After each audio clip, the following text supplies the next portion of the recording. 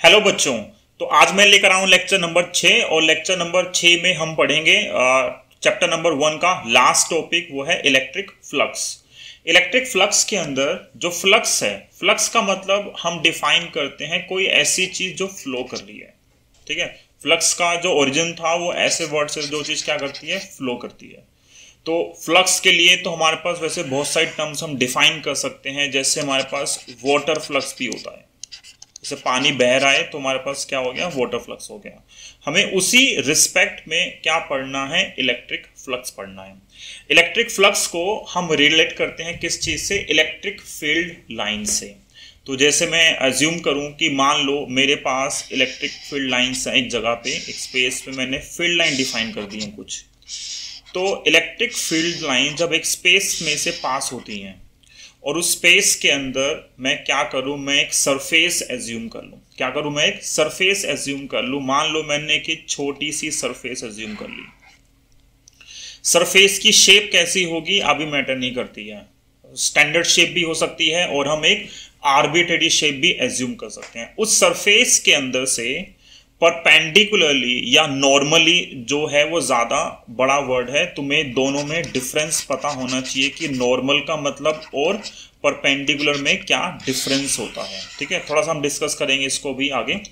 तो नॉर्मली उस सरफेस से कितनी number of field lines pass होती हैं उसको हम क्या डिफाइन करते हैं, फ्लक्स डिफाइन करते हैं। जैसे अभी इस सरफेस के अंदर देखोगे तो इस सरफेस के अंदर 1 2 3 लाइन पास हो रही है, तो हम ऐसा बोल सकते हैं कि इस सरफेस का जो फ्लक्स होगा वो कितना है, 3 होगा। पर जब सिर्फ 3 लिखेंगे तो वो मीनिंगलेस है जब तक हम उसके यूनिट को डिफाइन ना करें, है ना। तो वो भी अभी हम देखेंगे आगे, इसकी यूनिट क्या होती है। तो एक सरफेस से नॉर्मल डायरेक्शन में जितनी नंबर ऑफ फील्ड लाइन पास होंगी उसको हम क्या डिफाइन करते हैं, इलेक्ट्रिक फ्लक्स डिफाइन करते हैं। तो हम यहीं से इसकी डेफिनेशन निकलती है इलेक्ट्रिक फ्लक्स की, क्या कि number of electric field lines, number of electric field lines passing normally. कई बुक के अंदर परपेंडिकुलर लिखा होता है, ठीक है। परपेंडिकुलर वर्ड प्लेन सरफेस के लिए सही है, लेकिन अगर कर्वेचर होगी, हमारे पास स्काउट सरफेस होगी, तो वहां पे परपेंडिकुलर वर्ड यूज करना गलत होता है। तो हम जो स्टैंडर्ड वर्ड है वो हमारे पास क्या आता है, नॉर्मल। तो number of electric field lines passing normally, ठीक है, थ्रू अ सरफेस को हम क्या डिफाइन करते हैं, इलेक्ट्रिक फ्लक्स डिफाइन करते हैं। तो अब इलेक्ट्रिक फ्लक्स का एक न्यूमेरिकल फॉर्मूला भी होता है। ये तो मैंने क्या किया, समझाने के लिए यूज किया कि एक सरफेस से कितनी नंबर ऑफ फील्ड लाइन पास होंगी उसको हम क्या डिफाइन करते हैं, इलेक्ट्रिक फ्लक्स डिफाइन कर देते हैं।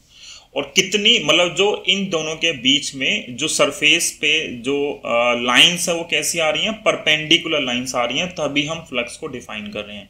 लेकिन ऐसा जरूरी नहीं है कि लाइंस जो हैं हमेशा क्या हो, परपेंडिकुलर हो। फॉर एग्जांपल इसी के लिए ही ये काम भी रफ का है, ठीक है। ये काम भी अभी नीचे रफ के लिए समझाने के लिए यूज करूंगा मैं, कि मान लो मेरे पास ये बहुत सारी नंबर ऑफ फील्ड लाइंस हैं।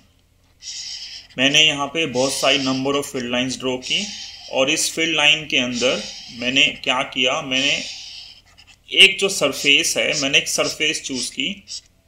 पहले मैंने सरफेस कैसी चूज की, इस सरफेस के परपेंडिकुलर। तो मान लो मैं अभी स्क्वायर ड्रॉ कर लेता हूँ। ये मेरे पास एक स्क्वायर है, ठीक है। इस स्क्वायर के अंदर यहाँ से लेके यहाँ तक सारी फील्ड लाइन पास हो रही है, ठीक है। फिर क्या किया मैंने, इस स्क्वायर की जो परपेंडिकुलर था, ठीक है, जो क्या था, मतलब ये स्क्वायर ऐसे है, अगर मैं साइड से देख रहा हूँ और लाइंस ऐसे पास हो रही हैं, कितना एंगल इस पे, 90 है, प्लेन पे 90 बन रहा है। अगर मैं इस स्क्वायर की ओरिएंटेशन चेंज कर दूं, ओरिएंटेशन का मतलब क्या होता है कि मैंने इसको अब एक मान लो एक एंगल से टिल्ट कर दिया। जब मैं इसको टिल्ट करूंगा तो अब जो नंबर ऑफ फील्ड लाइंस हैं जो इसमें से पास हो रही थी वो क्या हो गई, चेंज हो गई। मैंने इसको क्या किया, मैंने इसको ऑल टिल्ट कर दिया। तो मैं जितना टिल्ट करता रहूंगा उतनी ही जो नंबर ऑफ फील्ड लाइन इसके अंदर से पास होती जाएंगी वो क्या होगी, वो कम होती जा रही हैं, ठीक है। अगर मैं उल्टा बोलूं कि मैं यहाँ से यहाँ पे आ रहा हूँ तो मैं बोल सकता हूँ नंबर ऑफ फील्ड लाइंस क्या हो रही है, इंक्रीज भी कर सकती हैं, है ना। तो नंबर ऑफ फील्ड लाइंस जो पास हो रही हैं वो क्या कर रही हैं, वो इसकी ओरिएंटेशन पे भी डिपेंड कर रही हैं। एक और चीज कॉमनली मैं बोल सकता हूं कि मान लो पहले एक सरफेस ये थी, ठीक है, और मैंने क्या किया, इसी के अंदर ही मैंने एक बड़ी सरफेस चूज कर ली। क्या किया, एक बड़ी सरफेस चूज कर ली।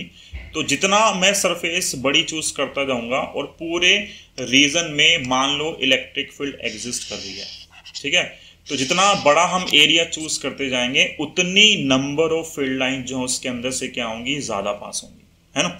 तो जितनी ज्यादा एरिया करोगे उतनी नंबर ऑफ फील्ड लाइन क्या हो रही है, ज्यादा पास हो रही है। अगर मैं ओरिएंटेशन चेंज कर रहा हूं तो ओरिएंटेशन चेंज करने से भी जो नंबर ऑफ फील्ड लाइन है उस पर क्या पड़ रहा है, फर्क पड़ रहा है। तो यहीं से हम डिफाइन कर देते हैं इलेक्ट्रिक फ्लक्स के न्यूमेरिकल फॉर्मूले को कि इलेक्ट्रिक फ्लक्स एक तो किस पे डिपेंड कर रहा है, एक तो ये केस ये हो गया, और इसी को समझाने के लिए अगर मैं ये भी बोल दूं कि इन दो केसेस के अंदर मैंने क्या करा, मैंने एरिया तो सेम रखा, बट एरिया सेम रखने के साथ साथ एक केस में नंबर ऑफ फील्ड लाइंस इस तरीके से हैं, और मैंने फिर से सेम एरिया चूज किया, और लेकिन अब मैंने क्या कर दिया, अब मैंने जो नंबर ऑफ फील्ड लाइंस हैं इन नंबर ऑफ फील्ड लाइंस को मैंने क्या कर दिया, इंक्रीज कर दिया, ठीक है। तो यहाँ फ्लक्स हम बोल सकते हैं अभी के लिए 3 है, और यहाँ कितना आएगा, 3 4 5, यहाँ फ्लक्स क्या हो गया, 5। तो सेम एरिया के कोरस्पॉन्डिंग भी अगर फील्ड लाइंस बढ़ा दोगे, फील्ड लाइंस को मैं मान लो और पास कर देता हूँ, उनके बीच में जो गैप था वो डिक्रीज कर देता हूँ, इसमें और इसमें क्या डिफरेंस है, अब तो बहुत ज़्यादा हो गई, कितनी होगी, 1 2 3 4 5 6 7 8 9, 3 गुना हो गई, ठीक है। इन दोनों में अगर ये इलेक्ट्रिक फील्ड E1 है और ये इलेक्ट्रिक फील्ड E2 है, तो हमने एक प्रॉपर्टी पढ़ी थी फील्ड लाइंस की, crowded field lines represent the strong electric field. तो ये जो इलेक्ट्रिक फील्ड है E2, इस E2 का जो मैग्नीट्यूड है वो क्या है, E1 से ज्यादा है। मतलब E2 की जो फील्ड आ गई वो क्या हो गई, इलेक्ट्रिक फील्ड की जो इंटेंसिटी है यहाँ पे किसी पॉइंट पे वो E1 के कंपैरिजन में क्या आ रही है, ज्यादा आ रही है। तो देखो कि 3 केस हो गए समझने के लिए। अगर एरिया बढ़ाओगे तो भी फ्लक्स बढ़ रहा है, एरिया को सेम रख के अगर इलेक्ट्रिक फील्ड बढ़ा दी तो भी फ्लक्स बढ़ रहा है, या अगर तुम ओरिएंटेशन चेंज कर दोगे तो ओरिएंटेशन के चेंज करने से भी क्या होगा, फ्लक्स में चेंज आ रहा है, ठीक है। ये एरिया समझ में आता है, ठीक है, इलेक्ट्रिक फील्ड समझ में आती है। ये जो ओरिएंटेशन वाला कंसेप्ट है ये थोड़ा सा हमारे लिए, जो हम 12th क्लास में पढ़ते हैं फर्स्ट टाइम, तो ये हमारे लिए थोड़ा सा कंफ्यूजिंग होता है ओरिएंटेशन वाला। तो अगर मैं अब यहां से इलेक्ट्रिक फ्लक्स का न्यूमेरिकल फॉर्मूला लिखूं, इलेक्ट्रिक फ्लक्स को हम रिप्रेजेंट करते हैं किससे, फाई से, ठीक है, PHI लिखते हैं, है ना, PHI सर्कल बना के बीच में लाइन ड्रॉ कर दोगे तो क्या बन जाता है, वो फाई बन जाता है। सिंबल हमने पहले पढ़ा हुआ एंगल के लिए, है ना, तो यहाँ पे फ्लक्स के लिए भी सिंबल जो है वो फाई आता है।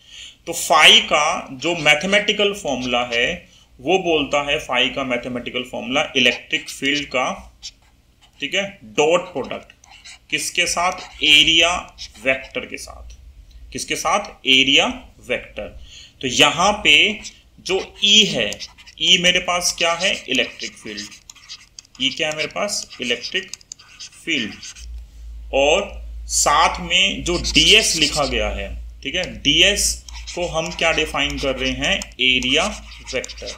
तो DSC एक अकेली टर्म है जो हमें यहाँ पे हमारे लिए नई टर्म है, और हमें जो है थोड़ा सा बच्चों को कंफ्यूजन रहता है कि व्हाट इज एरिया वेक्टर, ठीक है। तो अब हमारी एक दो स्लाइड्स हैं वो क्या इस पे रहेंगी, सिर्फ एरिया वेक्टर पे रहेंगी। तो जब हम डिफाइन करते हैं एरिया वेक्टर को, ठीक है, पहली चीज तो ये कि जरूरत ही क्यों पड़ी, क्योंकि हमने जो सुना हुआ है area is a scalar quantity. Area क्या होता है, स्केलर, तो ये सही है, एरिया स्केलर है, ठीक है। लेकिन यहां पर इस डायग्राम के अंदर देखो, एरिया सेम रहने के बाद भी जो फ्लक्स की वैल्यू है वो बदल रही है। अगर मैं एरिया को टिल्ट कर रहा हूं, उसकी ओरिएंटेशन चेंज कर रहा हूं, तो ओरिएंटेशन चेंज होने की वजह से जो फ्लक्स है वो क्या हो रहा है, चेंज हो रहा है। अब अगर फ्लक्स चेंज होगा तो सिर्फ एरिया डिफाइन करने से काम नहीं बन रहा है। तो उन्होंने क्या कर दिया, इसी फ्लक्स को सिंप्लीफाई करने के लिए एक टर्म उन्होंने डिफाइन कर दी, इंट्रोड्यूस कर दी, एरिया वेक्टर।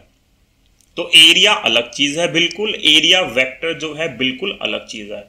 एरिया वेक्टर पूरा एज अ होल जो है वो एक वेक्टर क्वांटिटी है। बच्चे कंफ्यूज हो जाते हैं, अगर सर्च करोगे कहीं लिखा होता है area is a vector quantity, नहीं, एरिया वेक्टर नहीं है, area vector is a vector quantity. ये पूरी सिंगल टर्म काउंट हो रही है, ये जो पूरी है वो क्या है, सिंगल टर्म काउंट हो रही है। अब एरिया वेक्टर का मतलब क्या है? एरिया वेक्टर का मतलब ऐसे समझ सकते हो कि मान लो मैंने क्या किया, मैंने एक सरफेस चूज कर ली। मान लो सरफेस जो है वो इस प्लेन ऑफ पेपर के परपेंडिकुलर सरफेस है, ये मेरे पास एक सरफेस है, ठीक है। ये जो है ये वर्टिकल प्लेन में है, इसी को तुम समझने के लिए एक हॉरिजॉन्टल भी बना सकते हो। मान लो एक ये मेरे पास जो है वो हॉरिजॉन्टल, हम दोनों के रिस्पेक्ट में पढ़ सकते हैं। एक हॉरिजॉन्टल प्लेन में आ गई और एक हमारे पास क्या आ गई, वर्टिकल प्लेन में आ गई, है ना। एक बैठी हुई है, एक लेटी हुई है और एक क्या है, खड़ी हुई है। रिंग मान लें, है ना, रिंग तो समझते होंगे बच्चे। तो ये हमारे पास क्या हो गया, रिंग आ गई, ठीक है। तो दो मैंने सर्कुलर पार्ट में हम रिंग बना दी, ठीक है। एरिया वेक्टर के लिए मैंने क्या किया, मान लो इसका और इसका दोनों का जो एरिया है, ठीक है, दोनों का जो एरिया है वो कितना है, ए की जगह मान लो मैं इसको अभी ds मान लेता हूँ। ds जो है हम जनरली स्टैंडर्ड यूज करते हैं ds के लिए। ए भी मान लो, ए बी सी डी कुछ भी मान लो, लेटर चूज करने से फर्क नहीं पड़ता है, जो हम कोई भी हम अल्फाबेट चूज करते हैं लेटर। तो ds जो है वो इन दोनों का एरिया है। हमने ये पढ़ा हुआ है 11th क्लास के अंदर कि कोई भी वेक्टर जो होता है उस वेक्टर के अंदर डिफाइन करने के लिए, या इसको ऐसे लिखो पहले, यूनिट वेक्टर को डिफाइन करने के लिए हम क्या बोलते हैं, unit vector is given by vector divide by magnitude of vector. कोई भी वेक्टर जो होता है वो ये डिफाइन करते हैं। बोले एरिया तो स्केलर है, लेकिन अगर इस एरिया पे अगर मैं एक परपेंडिकुलर लाइन ड्रॉ करता हूं, ये जो लाइन ड्रॉ कर रहा हूं मैं, ठीक है, मैं यहां से एरिया वेक्टर को डिफाइन कर सकता हूं। मतलब इस एरिया के परपेंडिकुलर डायरेक्शन में अगर मैं एक वेक्टर चूज कर लूं तो इस वेक्टर को मैं डिफाइन कर रहा हूं क्या, एरिया वेक्टर। क्यों डिफाइन कर रहा हूं, मुझे अभी फ्लक्स को सिंप्लीफाई फॉर्म में पढ़ना है, तो उसके लिए मैं इसको भी वेक्टर फॉर्म के अंदर डिफाइन कर रहा हूं। तो जब कोई वेक्टर होगा तो उस वेक्टर के अंदर दो चीज आती हैं, एक आता है उसका मैग्नीट्यूड और एक आता है उसकी डायरेक्शन। तो मैग्नीट्यूड और डायरेक्शन वहां पर दो चीज आ गई, किसके लिए, एरिया वेक्टर के लिए। अब डायरेक्शन तो क्या है, इसकी डायरेक्शन है सरफेस के परपेंडिकुलर। इस सरफेस पे परपेंडिकुलर या तो राइट साइड में आएगा या लेफ्ट साइड में आएगा। मान लो अभी जो परपेंडिकुलर है वो राइट साइड में है, तो इस ए कैप का मतलब क्या था, यूनिट वेक्टर। तो इस डायरेक्शन में जो वेक्टर है वो हमारे पास क्या है, एन कैप।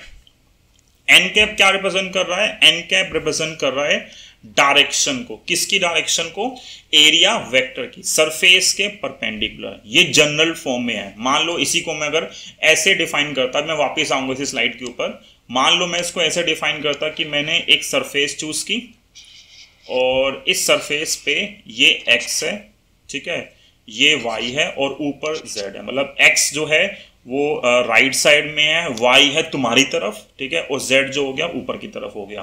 अब मैंने इसके अंदर क्या किया, मैंने इसके अंदर एक सरफेस डिफाइन कर दी है। मैंने इसके अंदर क्या किया, ये सरफेस डिफाइन कर दी।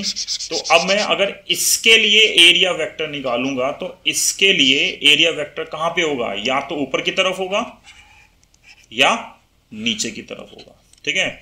ऊपर की तरफ होगा तो z है तो k कैप लिख सकते हैं, नीचे की तरफ होगा तो क्या लिख देंगे, माइनस k कैप। और अगर इन जनरल फॉर्म में है, जब हम x y z नहीं डिफाइन कर रहे, जैसे मान लो इसी के अंदर मैं बोलता सरफेस है, टेढ़ी सरफेस है, तो फिर क्या i j k कैप आएगा, नहीं। उस केस में हम जनरल टर्म में दिखा सकते हैं कि n कैप है। n कैप का मतलब ये होता है कि उस सरफेस के नॉर्मल है। अगर प्लेन सरफेस है तो परपेंडिकुलर, कर्वेचर है तो नॉर्मल, ठीक है। तो अब यहां पे ये क्या है, सरफेस के परपेंडिकुलर है नॉर्मल। तो एरिया वेक्टर जो है एक ऐसा वेक्टर हम डिफाइन कर रहे हैं जिसकी डायरेक्शन तो क्या आ रही है, सरफेस के परपेंडिकुलर, और सेम टाइम पर जो उसका मैग्नीट्यूड है, जो मोड ए है, मोड ए कितना है, जितना इसका एरिया है। एरिया कितना है इसका, ds। एरिया कितना है इसका, ds। तो एरिया वेक्टर को जो हम डिफाइन करेंगे तो हम लिख सकते हैं, ए पे एरो लगा दो, या जैसे मैंने यहाँ पे ds डिफाइन किया तो मैं लिख सकता हूं ds vector is a area vector. और इस एरिया वेक्टर के लिए दो चीज चाहिए, एक चाहिए इसका मैग्नीट्यूड और साथ में क्या चाहिए इसका डायरेक्शन के लिए हमने चूज कर लिया यूनिट वेक्टर। तो इसका मैग्नीट्यूड कितना है ds और डायरेक्शन कितनी है उस सरफेस के परपेंडिकुलर। तो ये मेरे पास क्या आ गया एरिया वेक्टर, एक मैंने टर्म डिफाइन कर दी कि एरिया वेक्टर के लिए, अच्छा इसके अंदर n कैप इस सरफेस के लिए राइट में भी हो सकता है और इस सरफेस के लिए इधर लेफ्ट में भी हो सकता है। तो दोनों के लिए एक बार प्लस n लिख सकते हो और अगर लेफ्ट डिफाइन करोगे तो क्या आ जाएगा माइनस n। जैसे यहाँ पे मैंने डिफाइन किया है तो एरिया वेक्टर जो यहाँ पर आएगा, एरिया वेक्टर मान लो अगर इसका एरिया ds है, इसका एरिया अगर ds है तो ये क्या आएगा ds इंटू के कैप या और ds इंटू के कैप और माइनस का। ठीक है, ये जो सरफेस हमने डिफाइन किया है, ठीक है, इस सरफेस को हम ऐसे भी डिफाइन करते हैं, हम जो सरफेस डिफाइन करते हैं, सरफेस दो तरीके से डिफाइन करते हैं। एक होती है हमारे पास 2D सरफेस और एक हमारे पास होती है 3D सरफेस, 2D सरफेस और 3D सरफेस। ठीक है, क्लोज 2D को हम बोलते हैं ओपन सरफेस। ओपन सरफेस का मतलब तुम कोई भी एक रैंडम शेप चूज कर लो, मान लो मैंने ये रैंडम शेप चूज कर ली, तो ये जो है मेरे पास ये क्या है ओपन सरफेस है। ठीक है, और अगर मैं चूज करता हूं स्फेयर, क्या चूज कर रहा हूं मैं स्फेयर चूज कर रहा हूं, मैं चूज कर रहा हूं क्यूब।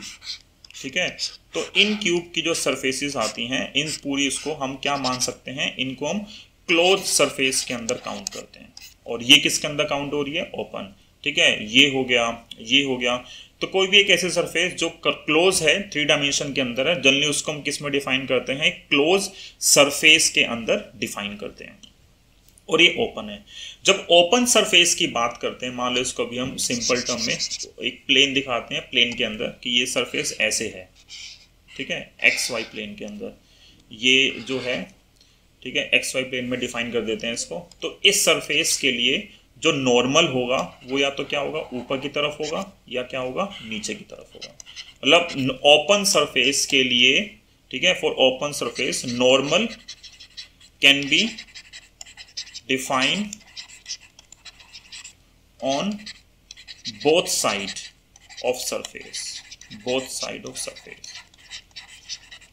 ठीक है, और जो क्लोज सरफेस है, इस क्लोज सरफेस के लिए जो नॉर्मल है उसकी थोड़ी सी पर्टिकुलर फॉर्म होती है चूज करने की। तो यहाँ पे दोनों तरफ नॉर्मल दिखा सकते हैं। लेकिन अगर मैं एज्यूम कर लूँ कि मेरे पास यही क्यूब है और इस क्यूब को मान लो मैं फिल कर देता हूँ पूरा का पूरा, तो इस क्यूब के अंदर जो सरफेस हम डिफाइन करते हैं किसी भी पार्ट के लिए, वो क्या होती है हमेशा एक ही सरफेस चूज की जाती है और वो होती है बाहर की तरफ, सरफेस के बाहर की तरफ। जो भी हमारा वॉल्यूम आ रहा है उसका मेटेरियल है उसके बाहर की तरफ हम क्या करते हैं उस पर नॉर्मल डिफाइन करते हैं। जैसे यहाँ पे अगर मुझे नॉर्मल डिफाइन करना है तो यहाँ पे नॉर्मल कहाँ पे आएगा, नॉर्मल ऊपर वाली सरफेस के लिए कहाँ पे आएगा ऊपर की तरफ आएगा, नीचे वाली सरफेस के लिए नॉर्मल कहाँ पे आएगा नीचे की तरफ आएगा। यही हमें अभी डिस्कस करना है थोड़ा डिटेल के अंदर।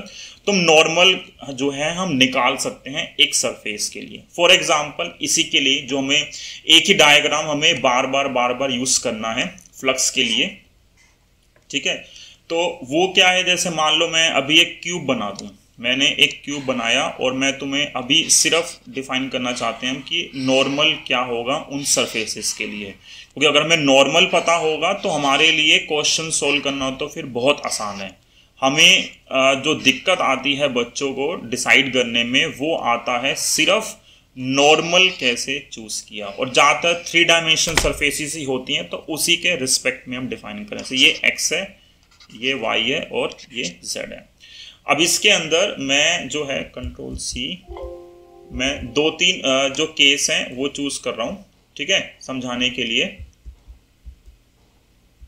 मान लो पहले मैंने जो है सरफेस चूज की, एक सरफेस चूज की पीछे वाली, ये जो हमारे पास आती है पीछे, जो लेफ्टली चूज करते हैं समझने के लिए, ये सरफेस चूज की मैंने।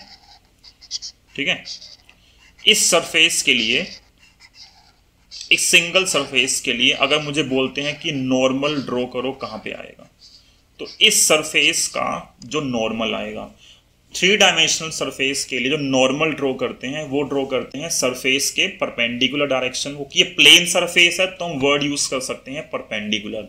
अगर कर्व्ड सरफेस आएगी तो फिर हम यूज करेंगे क्या, नॉर्मल वर्ड यूज करते हैं, जो स्टैंडर्ड वर्ड हम बोलते हैं। तो यहाँ पे क्या आएगा, नॉर्मल जो आएगा इस सरफेस पे, नॉर्मल कहाँ आएगा, सरफेस के बाहर की तरफ। तो ओपन में दोनों तरफ होती हैं और 3D में के अंदर कि नॉर्मल जो होता है एरिया वेक्टर,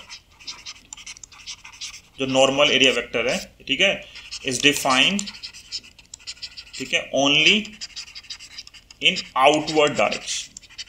आउटवर्ड मतलब क्या हो गया, बाहर की तरफ जो है सिर्फ डिफाइन कर सकते हैं, अंदर की तरफ नहीं डिफाइन कर सकते। तो यहां पे जो नॉर्मल आएगा वो क्या होगा, सरफेस के बाहर की तरफ। अब इस सरफेस का बाहर कहां पे आएगा, इस सरफेस का बाहर आएगा कहां पे, लेफ्ट साइड में। अगर राइट साइड में एक्स पॉजिटिव था तो लेफ्ट साइड में एक्स क्या आ गया, नेगेटिव आ गया। तो ये नॉर्मल है और ये किसके इक्वल है, नॉर्मल माइनस आई कैप के इक्वल है, क्योंकि आई होता है एक्स के लिए, वाई के लिए जे और जेड के लिए क्या आ गया, के।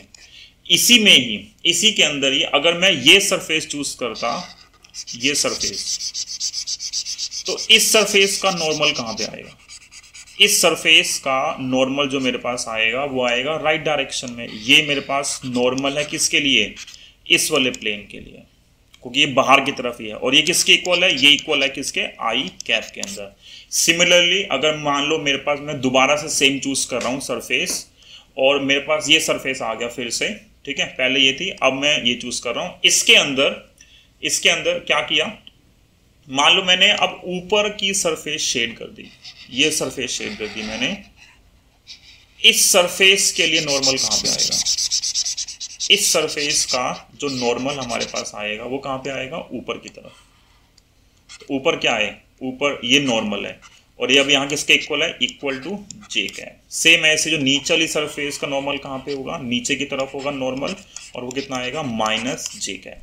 तो किसी भी सरफेस के लिए हम नॉर्मल ड्रॉ कर सकते हैं। तो अगर 2 डायमेंशनल सरफेस हो जाएगी तो नॉर्मल ऊपर नीचे लेफ्ट दाएं बाएं कहीं भी जहां भी सरफेस होगी उसके दोनों तरफ ड्रॉ कर सकते हैं। और अगर 3 डायमेंशनल सरफेस होगी तो जो भी सरफेस है, जिस सरफेस का मुझे फ्लक्स निकालना होगा उस सरफेस पे नॉर्मल ड्रॉ करूंगा बाहर की तरफ, और उसका यूज करके हम क्या कर सकते हैं, वापस फ्लक्स को डिफाइन कर सकते हैं। तो अब आते हैं डेफिनेशन पे इलेक्ट्रिक फ्लक्स की। तो ये जो ई डॉट डी एस है, इस ई डॉट डी एस के अंदर, इस ई डॉट डी एस के अंदर जो फाई की वैल्यू है ई डॉट डी एक्स, इस ई डॉट डी एस में ई डॉट डी एस को हम लिख सकते हैं ई डी एस। हमें पता है डॉट प्रोडक्ट की जो वैल्यू आती है क्या आती है, ए बी और साथ में क्या आता है, cos theta, A B cos theta. ये मेरे पास क्या आता है, फ्लक्स का मैथमेटिकल फॉर्मूला है, एक सिंगल फॉर्मूला है। इसी फॉर्मूले पे हमें जो है आज की क्लास के अंदर क्वेश्चंस करने हैं इलेक्ट्रिक फ्लक्स के, ठीक है। बहुत सारे क्वेश्चंस हैं करने के लिए, और काफी सारे क्वेश्चन जो हैं कंपटीशन में पेपर में आए हुए हैं, वही क्वेश्चन डिस्कस करेंगे सारे के सारे। तो फाई की वैल्यू कितनी आ गई, ई डी एस और कोस थीटा। फिर अगली चीज जो समझने वाली है, इसी को अगर मैं जनरल फॉर्म में डिफाइन करूं, इसी फॉर्मूले को, क्योंकि थीटा क्या है, मेन जो चीज समझने वाली है वो क्या है, थीटा क्या है। तो मैं एक डायग्राम और बना रहा हूं अब, जनरल डायग्राम। जब बुक्स में देखोगे तो बुक्स में एक ही डायग्राम बना होता है। वो क्या है कि मान लो मेरे पास एक सरफेस है, वही सेम चीज फिर से ड्रॉ कर रहे हैं, बट मैं समझाने के लिए मैं एक रैंडम सरफेस चूज कर रहा हूं, इसलिए क्योंकि ये जरूरी नहीं है कि जो सरफेस है उसके एक पर्टिकुलर शेप होनी चाहिए। तुम एक आर्बिट्रेरी शेप चूज कर लो, उसके लिए भी हम फ्लक्स जो है वो निकाल सकते हैं। तो मान लो इसके लिए जो इलेक्ट्रिक फील्ड लाइंस हैं, इलेक्ट्रिक फील्ड लाइन जो हैं वो पैरेलल है, ठीक है। इलेक्ट्रिक फील्ड लाइंस कैसी थी, पैरेलल, और इलेक्ट्रिक फील्ड लाइन तो पैरेलल है, लेकिन सरफेस पे जो नॉर्मल है वो नॉर्मल इस डायरेक्शन में आ रहा है, ये नॉर्मल है सरफेस पे, ठीक है।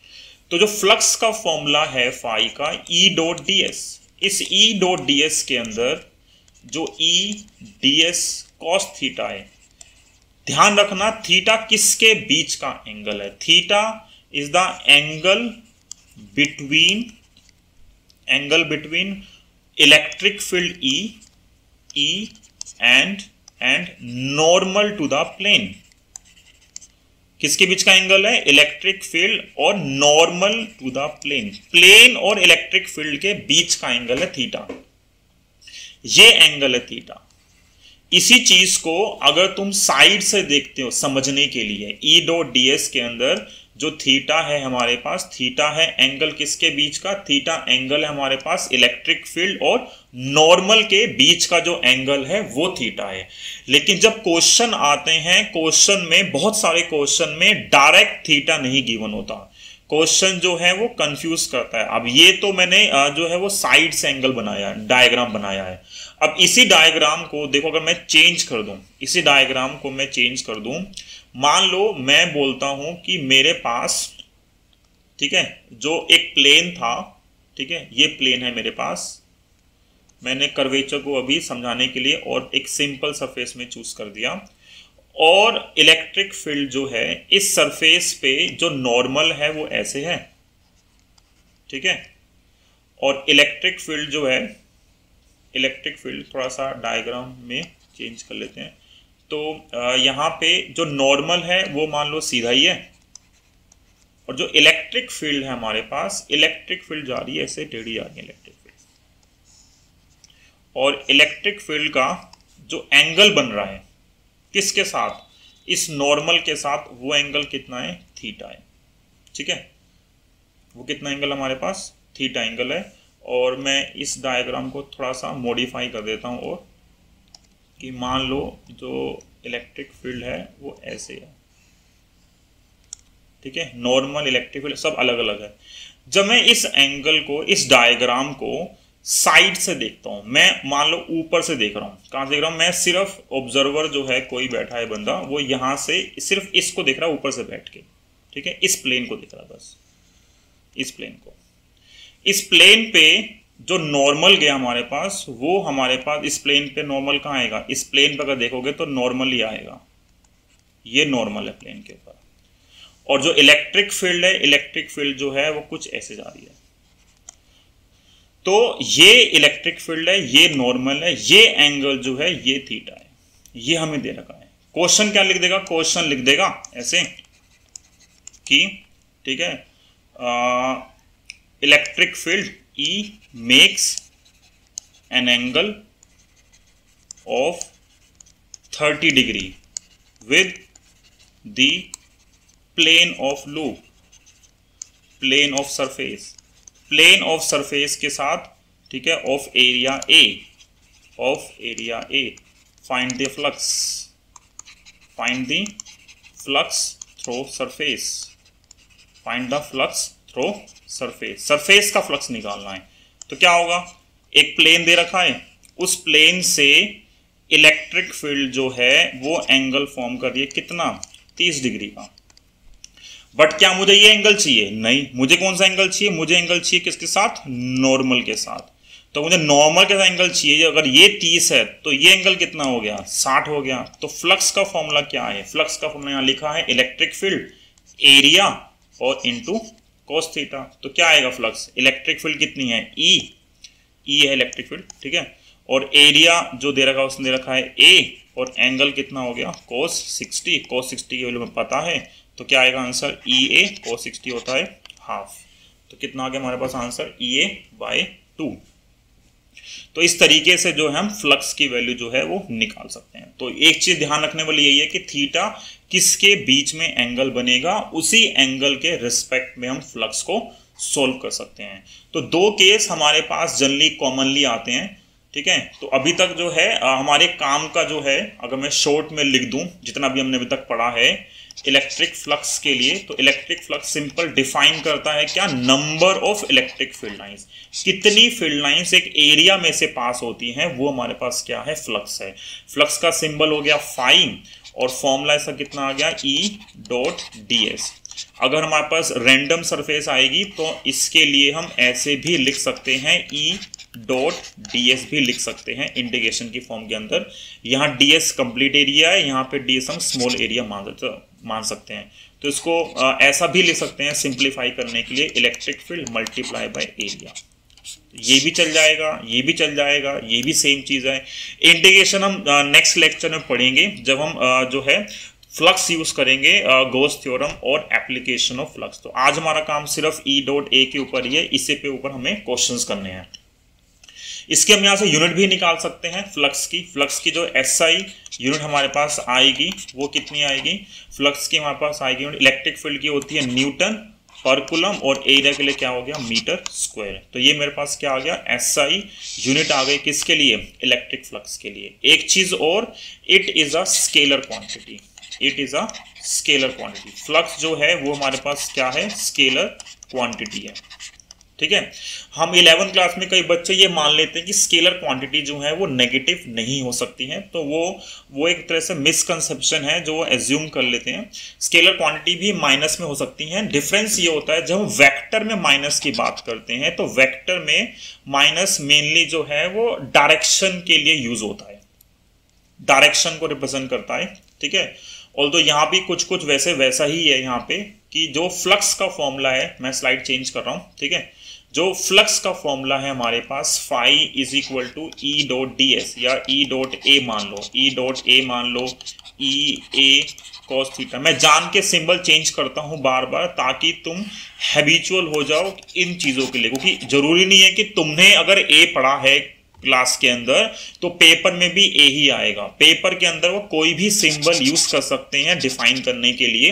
तो तुम्हें इतनी तुम्हारे अंदर आदत होनी चाहिए कि तुम जो है सिंबल की वजह से कंफ्यूज ना हो। अगर होते हो तो कोशिश करो इस चीज को इंप्रूव करने की। तो ई डॉट ए हो गया, ई ए कोस थीटा। दो केस जो हम बार बार 12th क्लास के अंदर या बहुत सारे क्वेश्चन में चूज करते हैं। एक केस होता है जब थीटा कितना हो गया, 0 डिग्री, मतलब नॉर्मल और इलेक्ट्रिक फील्ड दोनों जो हैं वो पैरेलल हैं। ठीक है, थीटा 0 का मतलब क्या हो गया, नॉर्मल और इलेक्ट्रिक फील्ड क्या हो गए, पैरेलल। तो थीटा 0 आएगा तो cos 0 जो होता है 1 होता है। फ्लक्स की वैल्यू कितनी आएगी, ई ए, मतलब पॉजिटिव फ्लक्स आ रहा है। पॉजिटिव फ्लक्स को हम डिफाइन करते हैं क्या, आउटवर्ड फ्लक्स डिफाइन करते हैं, मतलब जो बाहर की तरफ निकल रही है फील्ड लाइंस, तो मेरे पास क्या हो गया, पॉजिटिव फ्लक्स। ऐसी अगर मेरे पास थीटा जो है वो 180 डिग्री है तो उस केस में हमें पता है, ये याद कर लो, बहुत बच्चों को वैल्यू याद नहीं रहती है, कोस 180 जो होता है वो -1, तो यहाँ जो फ्लक्स की वैल्यू आएगी वो आएगी -E, मतलब ये वैल्यू नेगेटिव आ रही है। तो ये क्या हो गया मेरे पास, इनवर्ड फ्लक्स। ठीक है, तो दो टाइप का फ्लक्स आता है, और क्योंकि फ्लक्स स्केलर है तो अगर मैं टोटल फ्लक्स निकालना होगा तो हम क्या करेंगे, दोनों का सिंपली सम कर देंगे। ठीक है, तो ये हमारे पास क्या है, फ्लक्स की जो है थ्योरी है। तो हमें जो है फ्लक्स का फॉर्मूला पता लग गया, हमें फ्लक्स की यूनिट पता है, हमें ये पता है फ्लक्स स्केलर होगा या वेक्टर होगा। वेक्टर इसलिए भी है, फॉर्मूले से भी पता लग रहा है। डॉट प्रोडक्ट जो होते हैं, डॉट प्रोडक्ट जो होता है वो हमेशा क्या होता है, स्केलर होता है। तो ये क्या हमारे पास डॉट प्रोडक्ट है, तो इसको हम इसलिए भी स्केलर डिफाइन कर रहे हैं। और एरिया वेक्टर सिर्फ इसलिए चूज करते हैं ताकि हम फ्लक्स के कंसेप्ट को, जो ओरिएंटेशन का कंसेप्ट है, उस कंसेप्ट को हम समझ पाएं। तो ओरिएंटेशन वाले कंसेप्ट को समझने के लिए हम क्या करते हैं, एरिया वेक्टर एक हमने टर्म ले आए और उस टर्म के बेस पे हम फ्लक्स को क्या कर रहे हैं, डिफाइन कर रहे हैं। कुछ सिंपल क्वेश्चंस होते हैं और कुछ जो क्वेश्चंस हैं थोड़े से टिपिकल आते हैं। मान लो हम स्टार्ट करते हैं सिंपलेस्ट क्वेश्चन से। एक ही क्वेश्चन जो है हम कई बार पढ़ सकते हैं सेम क्वेश्चन को। जैसे ये क्वेश्चन जो था हमने किया था, इस क्वेश्चन को मैं अब फिर से जो है लेके चल रहा हूं, क्योंकि ये एक डायग्राम ऐसा है जो पता नहीं कितनी बार जो है रिपीट होता है। ये सेम डायग्राम जो है, इससे के ऊपर कम से कम 5-6 क्वेश्चंस हैं इसी डायग्राम के ऊपर ही। बार बार जो है वो इसी डायग्राम को यूज करके तुम्हें क्वेश्चन देगा। तो अब ये देखो, एक क्वेश्चन मान लो मैं दूं कि मैंने बोला तुम्हें कि इलेक्ट्रिक फील्ड जो है, इलेक्ट्रिक फील्ड मूव कर रही है कहाँ पे, पॉजिटिव x डायरेक्शन में। इलेक्ट्रिक फील्ड यहाँ मूव कर रही है इस तरीके से। ठीक है, इलेक्ट्रिक फील्ड जो है वो यहाँ मूव कर रही है इस डायरेक्शन में। मतलब E जो है, E कहाँ पर है, E की वैल्यू है, E लिखा हुआ है और साथ में लिखा हुआ है I कैप। मतलब इलेक्ट्रिक फील्ड का मैग्नीट्यूड E हो गया और डायरेक्शन क्या है, +I। मतलब +I का मतलब क्या हो गया, राइट डायरेक्शन में इलेक्ट्रिक फील्ड जो है वो मूव कर रही है। और क्वेश्चन में, अभी के क्वेश्चन में उन्होंने क्या किया है, इजी करने के लिए उन्होंने एक चीज दे दी हमें पहले से ही, ताकि बच्चों को कंफ्यूजन ना हो। उन्होंने ये जो दो सरफेस हैं वो उन्होंने ऑलरेडी शेड कर दी। एक सरफेस ये है और एक सरफेस जो हमारे पास आ रही है ये आ रही है। उन्होंने ये दो सरफेस जो है ऑलरेडी शेड कर दी और वो बोल रहा है इनसे क्वेश्चन जो बोल रहा है, क्वेश्चन क्या कहता है, क्वेश्चन कहता है कि फ्लक्स निकालना हमें क्या निकालना है, फ्लक्स निकालना है। फाइंड, क्वेश्चन बोल रहा है find electric flux, find electric flux throw cube, और इस क्यूब की साइड ए है, ये ए है, ये भी ए है, ठीक है। और ई का ऑब्वियसली बात है, अब ई का जो मैग्नीट्यूड हमारे पास आ गया वो कितना आ गया, ये आ गया। एरिया हम यहाँ से निकाल लेंगे, अगर साइड ए है तो मुझे पता है जो एरिया इसका आएगा, एरिया कितना आएगा, एरिया होगा इसका ए स्क्वायर, तो ये पता लग गया हमें। अब ये देखो, अगर हमें दो चीज पता है तो यहां से कोशिश करो नॉर्मल निकालेंगे। ये मैंने तुम्हें अभी ऊपर क्वेश्चन कराया भी है, अगर तुम्हें याद हो तो, है ना। हमने डायग्राम यहां बनाया था, सेम डायग्राम बार बार रिपीट होगा कि लेफ्ट वाले के लिए जो ये सरफेस है, नॉर्मल 3 डायमेंशंस के लिए जो फिगर्स होती हैं, नॉर्मल हमेशा बाहर की तरफ ड्रॉ करते हैं। तो इसका नॉर्मल आ गया बाहर की तरफ, और इसका नॉर्मल कहाँ पे आ गया, बाहर की तरफ, ये राइट में आ गया, और वो कहाँ पे आ गया, लेफ्ट में। तो सेम चीज मैं अपने क्वेश्चन में फिर से जो है वो कर सकता हूं। जो ये क्वेश्चन है, इस क्वेश्चन में इलेक्ट्रिक फील्ड राइट डायरेक्शन में है, और क्या करना है हमें, और हमें करना है फ्लक्स निकालना है। तो नाम दे दो इनको। मान लिया मैंने कि ये जो है ये फर्स्ट सरफेस है, पेन भी नहीं चल रहा है यहाँ, तो ये फर्स्ट सरफेस है और ये सेकेंड सरफेस है। तो सोचो इस फर्स्ट सरफेस का नॉर्मल कहाँ है, इस फर्स्ट सरफेस का नॉर्मल इस डायरेक्शन में है, बाहर की तरफ। और इलेक्ट्रिक फील्ड कहाँ जा रही है, इलेक्ट्रिक फील्ड क्वेश्चन में गिवन है प्लस की तरफ जा रही है। तो फर्स्ट सरफेस के लिए, इसके लिए फर्स्ट सरफेस के लिए नॉर्मल लेफ्ट साइड में है और इलेक्ट्रिक फील्ड राइट साइड में है। तो थीटा कितना हो गया, थीटा हो गया 180 डिग्री। तो फ्लक्स का फॉर्मूला क्या होता है, फ्लक्स होता है electric field into area into cos of angle. Cos 180 कितना होता है, -1, तो ये हो गया माइनस का ये आ गया फ्लक्स ऑफ फर्स्ट सरफेस। और क्योंकि माइनस में आ रहा है तो ये इनवर्ड फ्लक्स है, क्योंकि यहां से इलेक्ट्रिक फील्ड लाइंस क्या हो रही हैं, अंदर की तरफ एंटर कर रही हैं। ये मेरे पास क्या हो गया, इनवर्ड फ्लक्स हो गया। सेम ऐसे जब सेकंड सरफेस चूज करोगे, सेकंड सरफेस का जो नॉर्मल है वो राइट साइड में है, इलेक्ट्रिक फील्ड भी राइट साइड में है। तो सेकंड सरफेस के लिए नॉर्मल भी राइट साइड में और इलेक्ट्रिक फील्ड भी राइट साइड में, दोनों राइट साइड में है। तो थीटा कितना होगा यहाँ पे, 0 डिग्री। तो फ्लक्स क्या होगा, अब जो फ्लक्स की वैल्यू आएगी वो आएगी ई ए cos 0, और cos 0 होता है 1, तो ये आ गया, ये सेकंड सरफेस का फ्लक्स आ गया। तो फर्स्ट सरफेस का माइनस में, सेकंड सरफेस का प्लस में। अब कोई हमें बोले कि टोटल फ्लक्स क्या होगा, कोई क्या बोले, इसका जो नेट फ्लक्स है, फाई नेट की वैल्यू क्या होगी। नेट फ्लक्स जो होगा वो होगा पहले वाले का फ्लक्स और प्लस दूसरे वाले का फ्लक्स। तो एक का माइनस ये, एक का प्लस ये, तो नेट कितना मेरे पास आ गया, 0, ठीक है। और ये लॉजिकल भी है, अगर यूनिफॉर्म इलेक्ट्रिक फील्ड है तो जितनी इलेक्ट्रिक फील्ड लाइंस पहली सरफेस से अंदर एंटर कर रही हैं, उतनी ही इलेक्ट्रिक फील्ड लाइन दूसरी सरफेस से क्या हो रही है, बाहर की तरफ जो है निकल रही हैं। तो जितना इनवर्ड फ्लक्स है उतना ही आउटवर्ड फ्लक्स हो गया, आउटवर्ड फ्लक्स, और नेट फ्लक्स कितना हमारे पास आ गया, 0 आ गया, ठीक है। तो ये एक क्वेश्चन है समझने के लिए कि हम फ्लक्स को कैसे समझ सकते हैं। बट अब इसी क्वेश्चन के अंदर जो है, अब मान लो मैं क्वेश्चन चेंज करता हूं इसी के अंदर ही, ठीक है, हल्का सा मैंने क्वेश्चन चेंज कर दिया, क्योंकि ये इसी क्यूब के ही हमारे पास बहुत सारे क्वेश्चंस हैं, इसी क्यूब के ऊपर ही हम बार बार जाते रहेंगे और उसी के रिलेट करके हम कई सारे क्वेश्चन जो है कर सकते हैं, ठीक है। अब मान लो, अब मैं शेड नहीं करता हूं, अब मैं शेड नहीं कर रहा हूं, अब मैं तुम्हें एक चीज समझाना चाहता हूं कि फ्लक्स जब हम निकालते हैं तो हमें एरिया कई बार जब शेड नहीं किया होता तो चूज करने में बड़ी दिक्कत आती है कि हम किस सरफेस से फ्लक्स निकालना है। जैसे एक दो क्वेश्चन में मेंशन कर देगा इस सरफेस का निकालो, लेकिन जो बच्चे अटेम्प्ट करते हैं तो कंफ्यूज होते हैं कि एरिया या नॉर्मल कैसे चूज करना है। तो अब ये देखो, इसके लिए मैं यहां से 3 प्लेन डिफाइन कर सकता हूं। एक मैं डिफाइन करना चाहता हूं XY प्लेन। तो देखो, पॉज करो वीडियो और डिफाइन करो कौन सा XY प्लेन होगा, मतलब जहां पे X एक्सिस और Y एक्सिस होगी वो मेरे पास क्या है, XY प्लेन है। तो अगर एक क्यूब डिफाइन करोगे तो यहाँ पे हम 3 प्लेन डिफाइन कर सकते हैं, XY प्लेन, YZ प्लेन और ZX प्लेन। अभी मैं बात कर रहा हूँ सिर्फ XY प्लेन की। तो XY प्लेन जो है यहाँ पर XY प्लेन है, ये X है, ये Y है, तो ये मेरे पास जो आ गया, ये मेरे पास जो है वो क्या है, XY प्लेन है।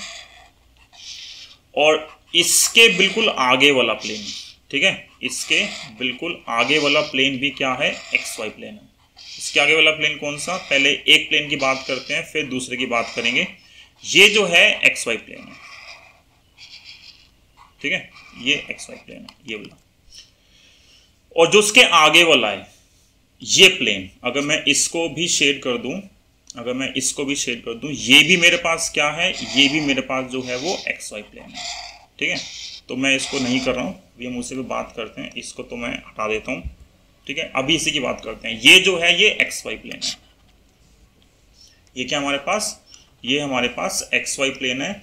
अब XY प्लेन हमें दे रखा है, जब ये XY प्लेन है, ठीक है। इस XY प्लेन के लिए मान लो हमें इलेक्ट्रिक फील्ड दे रखी है, कहाँ पे, फिर से राइट डायरेक्शन में, ऐसे हमें इलेक्ट्रिक फील्ड दे रखी है, ठीक है। सोच के देखना, अब इलेक्ट्रिक फील्ड भी x डायरेक्शन के अलोंग है और प्लेन कौन सा है, XY प्लेन, ठीक है। अब ये देखो, इस XY प्लेन के लिए अगर मैं इलेक्ट्रिक फील्ड को डिफाइन करता हूं तो इलेक्ट्रिक फील्ड की डायरेक्शन मान लो E है और साथ में क्या आ गया, आई कैप, क्या आ गया, आई कैप आ गया, क्योंकि एक्स एक्सिस के अलोंग है। जो नॉर्मल है मेरे पास, जो नॉर्मल या एरिया वेक्टर मेरे पास आएगा DS वेक्टर, ठीक है। DS वेक्टर क्या होगा, DS एरिया जो भी उसका, अगर एरिया A है तो ये कितना हो गया, एरिया A² हो गया एरिया, ठीक है। और डायरेक्शन, इस सरफेस का नॉर्मल कहाँ आएगा, इस सरफेस का नॉर्मल आएगा इस सरफेस के परपेंडिकुलर, और जो क्या आएगा, बाहर की तरफ। इसका बाहर कहाँ होगा, अगर आगे वाले का निकालते तो Z की तरफ होता, इसका नॉर्मल कहाँ होगा, पीछे की तरफ होगा, जो इसके बाहर आएगा। अगर ये आगे +K है तो पीछे की तरफ क्या होगा, -K, तो ये क्या हो गया, -K, तो आएगा -KA², ये DS वेक्टर आ गया। अब निकालना फ्लक्स आएगा E.ds, मतलब E की वैल्यू E, A² की वैल्यू A², और ऊपर से यहां से आएगा I कैप और यहां से आएगा K कैप, I.K। ध्यान हो तो I मतलब x एक्सिस, K मतलब z एक्सिस, दोनों में कितना एंगल है, दोनों में 90 का एंगल है। तो I.K जो होता है वो कितना होता है, 0, याद है शायद, I.J चाहे J.K या K.I, तीनों क्या होते हैं, 0। कैप भी आइकन के ऊपर अगर हम डिफाइन करते हैं यूनिट वेक्टर को, तो ये 0 आ गया। अब ये चीज बहुत समझने वाली है कि अगर इलेक्ट्रिक फील्ड लाइंस प्लेन के पैरेलल हैं, क्या है, प्लेन के पैरेलल हैं, तो फ्लक्स कितना आएगा, 0। पैरेलल का मतलब टेंजेंशियल भी बोल सकते हो, ठीक है, मतलब परपेंडिकुलर जा रही हैं या किसी और एंगल पे हैं तो फ्लक्स होगा, अगर पैरेलल हैं, टेंजेंशियल हैं, तो फ्लक्स कितना आएगा, 0 आएगा। मतलब इसी चीज को अगर हम वैसे सिंपल टर्म में डिफाइन करें तो हम देख के भी याद रख सकते हैं कि अगर XY प्लेन है तो XY प्लेन का मतलब है चाहे ये इलेक्ट्रिक फील्ड x एक्सिस के लॉन्ग है, तो चाहे XY प्लेन हो या फिर XZ प्लेन हो, अगर मैं इसी के अंदर अगर मैं नीचे वाला प्लेन भी चूज करता, ये प्लेन भी चूज करता अगर मैं, तो ये इलेक्ट्रिक फील्ड जो है इसके भी क्या हैं, टेंजेंशियल हैं। तो इसके भी अगर टेंजेंशियल हैं, पैरेलल हैं, तो इसका फ्लक्स भी कितना आएगा, 0। नीचे वाले का भी सरफेस का फ्लक्स कितना आएगा, सिर्फ नीचे वाले का भी क्या आएगा, 0 आएगा। तो इसका भी फ्लक्स 0 आ रहा है जो ये सरफेस है, ठीक है, और जो पीछे की तरफ है उसका भी 0 आ रहा है। अगर इसका 0 है पीछे वाली का, तो जो आगे सरफेस थी इसके भी इलेक्ट्रिक फील्ड क्या होगी, टेंजेंशियल होगी। अगर इलेक्ट्रिक फील्ड इसके भी टेंजेंशियल है तो भी फ्लक्स कितना आएगा, तो भी फ्लक्स क्या आएगा, 0। इस चीज को जो है मैंने लास्ट में वीडियो के अंदर भी बनाया हुआ है, तो वहां भी अगर डाउट आता है तो वहां से भी समझ लेना ये छोटे छोटे कंसेप्ट्स को, क्योंकि ये इनको इसमें डिफिकल्टी आती है समझने में। हर बच्चा जो है इसको इमेजिन नहीं कर पाता, ठीक है, और जब इमेजिन ही नहीं कर पाओगे तो फिर सोल्व कहाँ से होगा। तो ये चीज जो है ये चीज थोड़ी डिफिकल्टी होती है समझने में। तो इसका भी फ्लक्स कितना आएगा, 0 आएगा। अभी के लिए तो क्या इसको हटा देते हैं क्योंकि मुझे अभी ये सरफेस बार बार यूज करनी है। तो कहने का मतलब क्या हो गया, शॉर्ट में अगर हम याद रखें कि अगर इलेक्ट्रिक फील्ड जो है एक्स एक्सिस के अलोंग है, कहाँ पे है, एक्स एक्सिस के अलोंग, तो चाहे मुझे फ्लक्स निकालना हो प्लेन, कौन कौन से प्लेन, चाहे एक्स जेड प्लेन हो या जिसमें एक्स आ रहा है एक्स वाई प्लेन हो, दोनों का जो फ्लक्स आएगा वो कितना आएगा, फाई 0 आएगा। कौन सा प्लेन कंट्रीब्यूट करेगा, सिर्फ वाई जेड प्लेन कंट्रीब्यूट करेगा। क्यों, क्योंकि सिर्फ वाई जेड प्लेन ऐसा प्लेन होगा, जो वाई जेड प्लेन है वो ही एक ऐसा प्लेन होगा जिसके लिए, किसके लिए, जिसके लिए जो इलेक्ट्रिक फील्ड लाइंस हैं वो कैसी आ रही हैं, परपेंडिकुलर या नॉर्मल। इलेक्ट्रिक फील्ड ऐसे आ रही है, मतलब वाई जेड सरफेस के आर पार जा रही हैं। अगर आर पार जाएंगी, क्रॉस कर रही हैं उसको, तो फ्लक्स एग्जिस्ट करेगा। उसके साथ साथ निकल रही है पैरेलल, ठीक है सर, प्लेन के, तो फ्लक्स कितना आएगा, 0 सरफेस के साथ। जैसे एज्यूम कर लो कि एक सरफेस ये थी और इलेक्ट्रिक फील्ड ऐसे जा रही है पैरेलल, तो कितना फ्लक्स आएगा, 0। क्यों 0 आएगा, क्योंकि इस पे नॉर्मल आएगा ऊपर की तरफ, इलेक्ट्रिक फील्ड यहां पर है, एंगल कितना हो गया, 0। यही चीज यहां पे है, इलेक्ट्रिक फील्ड यहां पे आ रही है, नॉर्मल ऊपर हो गया तो एंगल हो गया 90, कितना फ्लक्स आएगा, 0। तो अगर एक्स सरफेस है तो मतलब एक्स एक्सिस के अलोंग इलेक्ट्रिक फील्ड है तो वाई जेड सरफेस कंट्रीब्यूट करेगी बस, ठीक है। कौन सी करेगी surface, Y Z surface contribute करेगी। सेम ऐसे ही अगर हम बोलते हैं मेरे पास वाई एक्सिस है, इलेक्ट्रिक फील्ड वाई एक्सिस के अलोंग है, तो जिस प्लेन में वाई आएगा, अगर हम अभी हम सिर्फ उन प्लेन की बात कर रहे हैं जो कोऑर्डिनेट प्लेन है, जिस प्लेन में सिर्फ वाई आ रहा है वो भी हट गया, तो वाई एक्स हट गया और वाई जेड हट गया, क्या बच गया, एक्स जेड प्लेन कंट्रीब्यूट करेगा बस, ठीक है। और ऐसा ही हम ले सकते हैं जेड के लिए कि अगर इलेक्ट्रिक फील्ड जेड एक्सिस के अलोंग है तो क्या करेगा, Y X Y plane contribute करेगा। दूसरा प्लेन कितना हो गया, दूसरा प्लेन हमारे पास आ गया 0, ठीक है। इसी के बेस पे अगर मैं क्वेश्चन लिख दूं कि हमें इसी चीज का यूज करना है और एक क्वेश्चन दे दिया, क्योंकि डायग्राम बना होता है तो क्वेश्चन को फिर भी इमेजिन करना थोड़ा इजी होता है। अब मान लो मैंने सिर्फ लिख दिया है ऐसे कि इलेक्ट्रिक फील्ड जो है, ठीक है, क्या हमें कुछ इलेक्ट्रिक फील्ड की वैल्यू दे रखी है और मान लो इलेक्ट्रिक फील्ड की वैल्यू मेरे पास आ रही है 3/5 E0 प्लस 4/5 E0। एक में I है, यहाँ पे I लिखा हुआ है और यहाँ पे लिखा हुआ है J cap, I cap J cap, मतलब इलेक्ट्रिक फील्ड दो 2D मतलब प्लेन में एग्जिस्ट कर रही है। इसमें X वाला कंपोनेंट भी आ रहा है और Y वाला कंपोनेंट भी आ रहा है, ठीक है। और बोल रहा है E0 की जो वैल्यू है वो कितनी है, 2 × 10⁻³ न्यूटन पर कूलम, तो पता ही है यूनिट यही आएगी। बोला है फ्लक्स थ्रो फाइंड, क्या निकालना है मुझे, find flux through a surface, find flux through a surface of area कितना, 20 यूनिट ऑफ एरिया, 20 यूनिट, किस प्लेन में, lying in Y Z plane. किस प्लेन के अंदर है, वाई जेड प्लेन है। तो जब बच्चे अटेम्प्ट करते हैं E.ds, तो जो गलती करते हैं, काफी सारा बच्चा जब गलती करता है E.A में तो उसको लगता है ये मैग्नीट्यूड ऑफ E, ये मैग्नीट्यूड ऑफ A, एंगल नहीं दे रखा था उसको 0 मान लेता है और इस E का मोड निकाल देता है, मतलब coefficient of I² plus coefficient of J² का रूट, जो गलत है। क्योंकि गलत क्यों है, वो बोला है सिर्फ वाई जेड प्लेन है। क्या प्लेन है, सिर्फ वाई जेड प्लेन है। तो अगर ये सरफेस, कोई सरफेस वाई जेड प्लेन में है, जरूरी नहीं है कि ये रेक्टेंगल या स्क्वायर ही होगा, कुछ भी हो सकती है, इसने सरफेस मेंशन नहीं की है, ठीक है।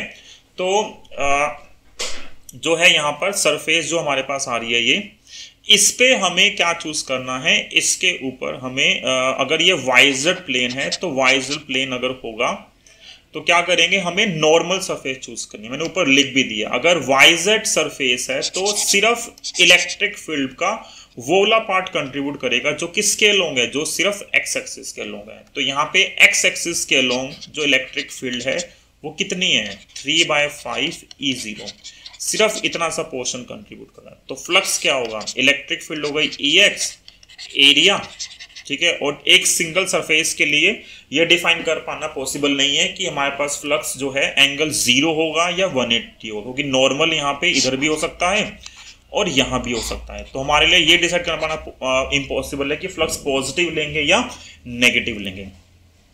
और इनटू कोस छोड़ दिया हमने, है ना, क्योंकि पता है एन और ई या तो पैरेलल होंगे या एंटी पैरेलल हैं। तो ई एक्स की वैल्यू आ गई 3/5 E0। E0 कितना दे रखा है हमें 2000, है ना। और एरिया कितना है, एरिया आ रहा है 20। इसको सोल्व कर लोगे, इसको सोल्व करके हमारे पास जो है आंसर आ जाएगा इलेक्ट्रिक फील्ड का, ठीक है। और ये एरिया किसके अंदर आ रहा है, एरिया हमारे पास स्क्वायर यूनिट्स के अंदर ही है। तो 5 से कितने पे कैंसिल हुआ, ये 3/5 है E0, और E0 के साथ साथ हमारे पास आ रहा है I के साथ। अच्छा, एरिया इसका 20 की जगह चलो 20 मान लेते हैं, 5 से काटा इसको कितने पे 4 आएगा, 0 0 4 3 12 दूनी 24 और इंटू 10⁻³ न्यूटन पर कूलम पर मीटर स्क्वायर।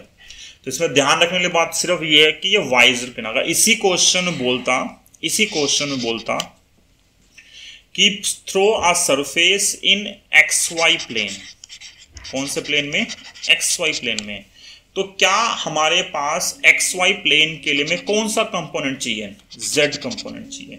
तो क्या यहाँ पे Z कंपोनेंट दे रखा है, यहाँ पर Z कंपोनेंट जो है वो नहीं दे रखा। तो अगर Z कंपोनेंट नहीं दे रखा है हमें, तो हम ये बोल सकते हैं अगर Z कंपोनेंट नहीं है तो जो फ्लक्स आएगा थ्रू XY प्लेन वो कितना आएगा, 0, ठीक है। तो एक क्वेश्चन हमारे पास जो है वो ये हो गया सेम चीज को समझने के लिए। ऐसे और भी क्वेश्चन है जहां पर हमें क्या देगा, एक इलेक्ट्रिक फील्ड देगा और एक सरफेस देगा और बोलेगा कि हमें फ्लक्स निकालना है। अब इसी के लिए ही एक और क्वेश्चन जो है हम वो ले सकते हैं, क्वेश्चन इसी के लिए थोड़ा सा अलग क्वेश्चन है। मान लो अब मैं अभी तक हम क्या मान रहे थे कि इलेक्ट्रिक फील्ड की वैल्यू कांस्टेंट है। अब मान लो मैं क्वेश्चन चेंज कर दिया मैंने, ठीक है। मैंने बोला कि क्वेश्चन के अंदर जो इलेक्ट्रिक फील्ड है अब वो यूनिफॉर्म नहीं है। इलेक्ट्रिक फील्ड मेरे पास क्या है, नॉन यूनिफॉर्म है। और क्या दे दिया मैंने क्वेश्चन के अंदर, क्वेश्चन में मैंने अब बोल दिया इलेक्ट्रिक फील्ड की जो वैल्यू आ रही है, एक्स का मतलब वही एक्स एक्सिस के अलोंग है, वो है 5AX + 2B। 5AX + 2B electric field है, जहां पे A की वैल्यू हमें दे रखी है 10 और B की वैल्यू दे रखी है हमें कितनी, 5। नेट वैल्यू इसकी न्यूटन पर कूलम के अंदर ही आएगी, ठीक है। इनकी अलग अलग यूनिट है तो तुम निकाल सकते हो क्या इसकी यूनिट आएगी। तो ये भी क्वेश्चन बन सकता है कि अगर इलेक्ट्रिक फील्ड की वैल्यू ये है तो find the dimensions of A and B, ठीक है। तो प्रिंसिपल ऑफ होमोजेनिटी का यूज करके तुम डायमेंशन भी निकाल सकते हो A और B की। और इसके बाद बोल रहा है जो इलेक्ट्रिक फील्ड की वैल्यू है, जो ये वैल्यू आ रही है 5A, क्योंकि इसमें x आ गया तो कॉमन सेंस ही बात है, अब इलेक्ट्रिक फील्ड यूनिफॉर्म तो नहीं है। तो वो बोल रहा है ये जो डिस्टेंस है यहां से लेके यहां तक की जो डिस्टेंस हमारे पास आ रही है वो आ रही है 10 सेंटीमीटर। यहां से लेके यहां तक की जो डिस्टेंस हमारे पास आ रही है वो आ रही है 10 सेंटीमीटर डिस्टेंस आ रही है। अब इस डिस्टेंस का यूज करके फिर से क्वेश्चन वही है, फाइंड फ्लक्स थ्रो, फाइंड, ठीक है, flux throw the cube, flux throw cube. अब एक चीज फिर से कॉमन आ गई, अगर इलेक्ट्रिक फील्ड एक्स एक्सिस के अलोंग है तो सिर्फ वाईजेड प्लेन कंट्रीब्यूट करेगा, बाकी प्लेन का कोई रोल नहीं है। हालांकि इस क्वेश्चन में ऑलरेडी मेंशन है कि हमें ये उन्होंने ये चीज शेड की हुई है, और अगर ये नहीं भी करते शेड तो भी मुझे पता था कि मुझे यही सरफेस चूज करनी है। क्यों? क्योंकि वाईजेड प्लेन ही कंट्रीब्यूट करेगा, दूसरा प्लेन कंट्रीब्यूट करना उसके लिए पॉसिबल नहीं है। तो ये ही सरफेस जो है हमारी जो है कंट्रीब्यूट करेंगे, ये दो सरफेस। फिर से इसको मान लो फर्स्ट और सेकंड और फिर से सोल्व कर देंगे। डिफरेंस सिर्फ ये आएगा, ये क्वेश्चन मैं तुम्हें अभी कराया है, ऑलमोस्ट मैंने अभी तुम्हें थोड़ी देर पहले क्वेश्चन कराया है। इस क्वेश्चन में और जो अभी क्वेश्चन है डिफरेंस ये है, यहाँ पे इलेक्ट्रिक फील्ड कांस्टेंट थी, जो हमें अब क्वेश्चन आ गया इस क्वेश्चन में इलेक्ट्रिक फील्ड कांस्टेंट नहीं है, चेंज हो रही है। ये ओरिजिन हमारे पास, ये जो वैल्यू है ये क्या है, ओरिजिन, ठीक है। एरिया कितना होगा इसका, पहले तो एरिया निकाल लो। एरिया कितना आएगा, एरिया आएगा हमारे पास 0.1 का स्क्वायर, तो कितना होगा ये 0.01 मीटर स्क्वायर, ये एरिया हो गया। इस सरफेस का नॉर्मल आएगा फिर से बाहर की तरफ, इस सरफेस का नॉर्मल आएगा बाहर की तरफ। इलेक्ट्रिक फील्ड ऑलरेडी बोल दिया है इसने कहाँ पे इलेक्ट्रिक फील्ड एक्स एक्सिस के अलोंग है, पॉजिटिव एक्स एक्सिस के अलोंग इलेक्ट्रिक फील्ड मूव कर रही है, क्वेश्चन में मेंशन है ऑलरेडी, ठीक है। इलेक्ट्रिक फील्ड यहाँ पे है। तो करो फिर से क्वेश्चन, जब फर्स्ट सरफेस की बात करोगे तो फर्स्ट सरफेस के लिए फिर से नॉर्मल लेफ्ट साइड में है, इलेक्ट्रिक फील्ड राइट साइड में है, ठीक है। अच्छा, इसमें एक चीज और ध्यान वाली बात है कि फ्लक्स तुम तब निकालेंगे जब हमें इलेक्ट्रिक फील्ड पता होगी। तो क्या तुम इस फर्स्ट सरफेस के लिए इलेक्ट्रिक फील्ड निकाल सकते हो? क्योंकि इसमें एक्स आ रहा है, एक्स का मतलब हो गया यहाँ पे डिस्टेंस फ्रॉम ओरिजिन। तो फर्स्ट सरफेस जो है, फर्स्ट सरफेस तो खुद ही ओरिजिन के ऊपर रखी हुई है, ओरिजिन है ना, तो ये ओरिजिन पे रखी हुई है। तो इस ओरिजिन पे एक्स की वैल्यू कितनी होती है? 0। तो फर्स्ट सरफेस की जो इलेक्ट्रिक फील्ड आएगी कितनी आएगी? 5a multiply by 0 plus 2b। तो क्या बची है? 2b, और b की वैल्यू कितनी आ रही है? 5, तो ये आ गया 10 और न्यूटन पर कूलम के अंदर आ जाएगा अपने आप। और एरिया कितना हमारे पास? एरिया हमारे पास आ रहा है 0.01। और तो फ्लक्स जो आएगा फर्स्ट सरफेस का वो आएगा इलेक्ट्रिक फील्ड इंटू एरिया और इंटू एंगल कितना है दोनों के बीच में, थीटा जो आएगा वो आ रहा है 180 डिग्री, तो इंटू -1। तो ये वैल्यू हमारे पास आ गई -0.1 न्यूटन पर कूलम मीटर स्क्वायर में हम लिख सकते हैं इस चीज को। ये फर्स्ट सरफेस का फ्लक्स आ गया। सेम ऐसे ही हम निकाल सकते हैं क्या, सेकंड सरफेस का कितना फ्लक्स होगा। इस सरफेस का फ्लक्स क्या होगा? यहां पे सेकंड सरफेस के लिए नॉर्मल और ई दोनों जो हैं वो पैरेलल हैं। अगर नॉर्मल और ई पैरेलल हैं तो नॉर्मल और ई अगर पैरेलल होंगे तो हम ये लिख सकते हैं जो सेकंड सरफेस का फ्लक्स आएगा वो फिर से आएगा इलेक्ट्रिक फील्ड सेकंड सरफेस की, उसका एरिया और एंगल कितना हो गया? 0।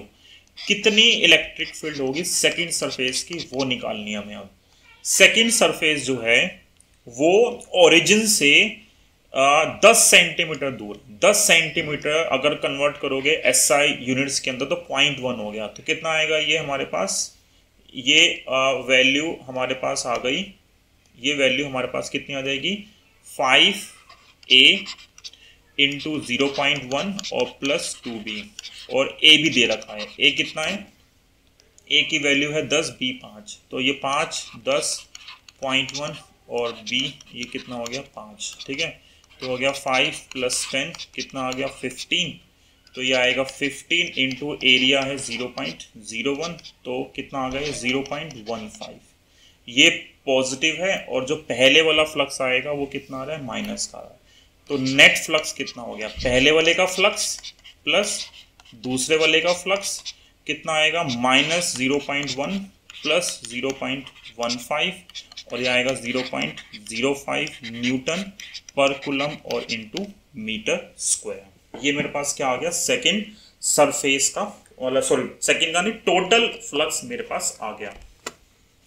इसी के बेस पे जो है 2 क्वेश्चन और हैं आज की क्लास के अंदर, हम 2 क्वेश्चन और करेंगे। फिर जो है अब ये सेम चीज ही है।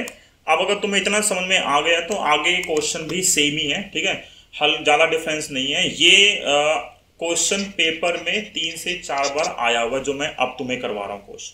क्वेश्चन ये इंपॉर्टेंट है।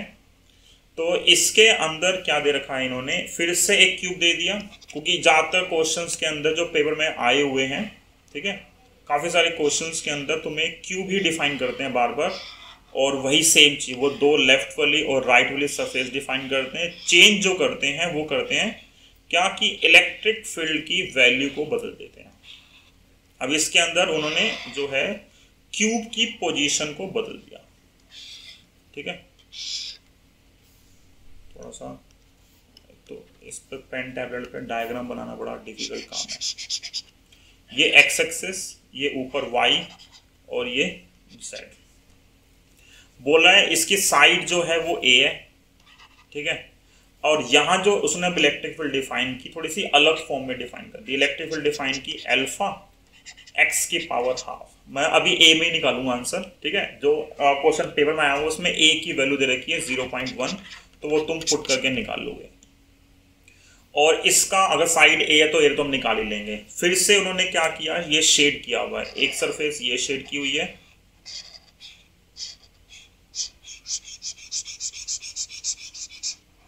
ठीक है, और एक सरफेस ये शेड की हुई है।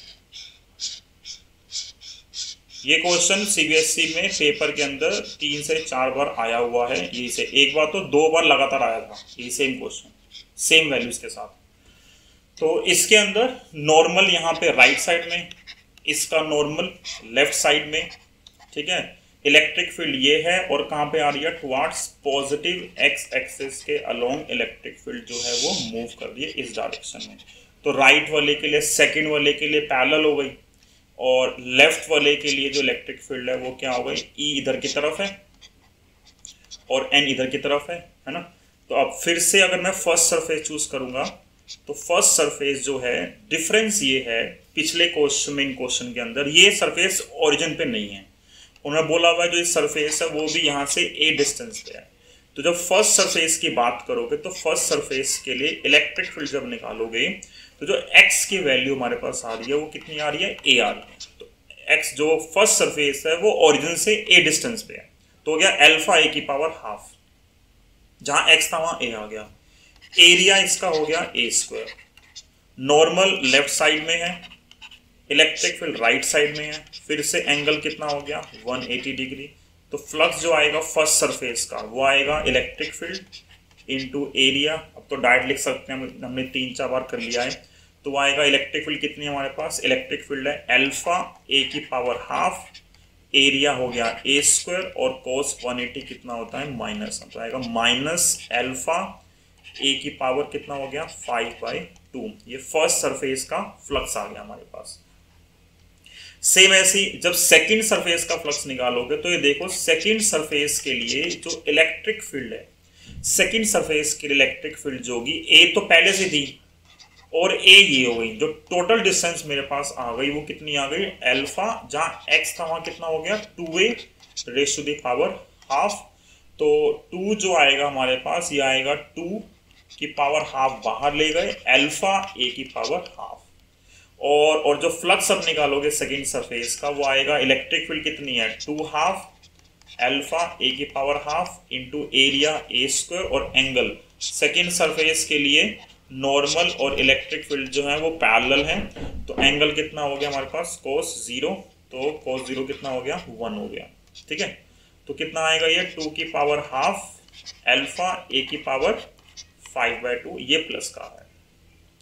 नेट फ्लक्स क्या होगा, अब तो नेट निकाल ही सकते हैं, अब तो इतने सारे क्वेश्चंस कर लिए तो अब तो कर ही लोगे, इतने तो समझदार हो सारे के सारे। क्या आएगा ये minus alpha a 5/2 plus 2 half alpha a 5/2, और अल्फा a 5/2 कॉमन, और 2 हाफ को ले सकते हैं √2, ये माइनस का इधर आ गया तो हो गया -1। तो ये मेरे पास जो है नेट फ्लक्स की वैल्यू आ गई। क्वेश्चन जो ये पेपर में आया था उस पेपर के अंदर अल्फा की वैल्यू दे रखी है 800, ठीक है, और ए दे रखा है 0.1 और सोल्व करना था उसको, ठीक है। तो सोल्व तुम कर लोगे इसको, एक ये क्वेश्चन। और आज की क्लास के लिए लास्ट क्वेश्चन है, ठीक है। ये क्वेश्चन भी पेपर का ही है, ये क्वेश्चन भी पेपर में आया हुआ है। उस क्वेश्चन के अंदर इन्होंने क्या दे रखा है, अब इन्होंने क्यूब को हटा के इन्होंने क्या दे दिया, सिलेंडर दे दिया। क्या दिया इन्होंने, अब सिलेंडर दे दिया, और सिलेंडर के लिए मुझे जो है क्वेश्चन सोल्व करना है। एक सिलेंडर दे रखा है, और सिलेंडर के लिए उन्होंने थोड़ा सा, ये वैसे बढ़िया क्वेश्चन था ये भी समझने के लिए, जितने हमने अभी तक क्वेश्चन किए उससे थोड़ा सा अलग है क्वेश्चन, ये ज़्यादा अलग नहीं है लेकिन थोड़ा सा अलग है। ये 3 डायमेंशन उन्होंने डिफाइन किया इसको, ये एक्स एक्सिस, ये वाई मान लो, ये जेड मान लो, ये हमारे पास हो गया नेगेटिव एक्स एक्सिस, ठीक है। तो ये हो गया -x हमारे पास। यहां बोल रहा है इस क्वेश्चन के अंदर कि पॉजिटिव एक्स एक्सिस के अंदर इलेक्ट्रिक फील्ड की वैल्यू आ रही है +200, जो क्वेश्चन पेपर में था उसमें 200 था, +200 न्यूटन पर कूलम। और जब x नेगेटिव है तो इलेक्ट्रिक फील्ड भी माइनस में होगा, ठीक है, कितनी होगी -200 न्यूटन पर कूलम। रेडियस जो है इसकी, ये जो रेडियस है, रेडियस की वैल्यू उन्होंने दे दी r, ये रेडियस r है, ये रेडियस की जो वैल्यू है वो r है। अब वही बात है कि इलेक्ट्रिक फील्ड अगर एक्स एक्सिस के अलोंग है तो सिर्फ उनका फ्लक्स निकलेगा जो इस इलेक्ट्रिक फील्ड के क्या होंगे, परपेंडिकुलर होंगे। तो एक यहां से फ्लक्स निकलेगा और एक फ्लक्स कहां से निकलेगा, एक फ्लक्स निकलेगा यहां से। तो ये जो फ्लक्स है, इन फ्लक्स की वैल्यू को जो है हम जो है सोल्व कर सकते हैं।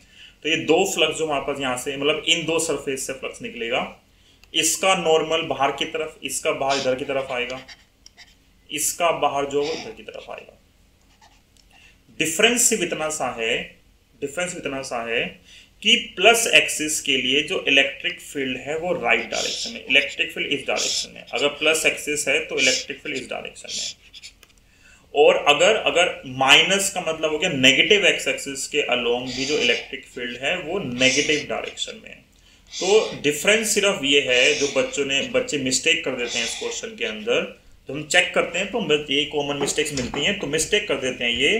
देखो इस क्वेश्चन में दोनों ही केस में, चाहे तुम फर्स्ट सरफेस चूज करो या तुम सेकंड सरफेस चूज करो। फर्स्ट सरफेस की अगर हम बात करते हैं तो फर्स्ट सरफेस के लिए नॉर्मल और इलेक्ट्रिक फील्ड जो है दोनों पैरेलल हैं, दोनों ही लेफ्ट डायरेक्शन में है।